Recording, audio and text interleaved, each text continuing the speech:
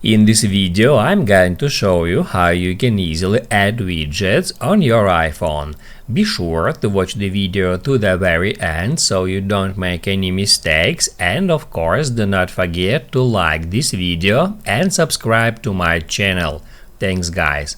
So let's get started, and first off, unlock your device, and on your home screen just touch and hold somewhere at a blank space until icons will start shaking, and then all you have to do in order to add widgets is just tap at that plus sign at the top left corner, and that will open up widget selector. There you can search for widgets using this search bar, or you can just scroll down and search for a widgets you want to add in that way. So let's say I want to add notes widget. I can tap at notes, then I can select the exact type of widget I want to add, let it be that one.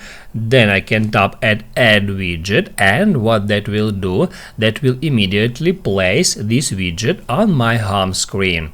After that I can long press on that widget, and then I can move it up or down, left or right.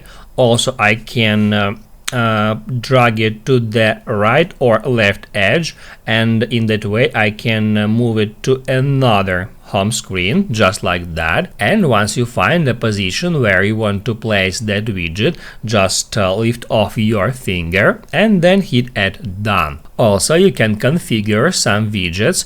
To do that, just long press at that widget and then tap at edit widget.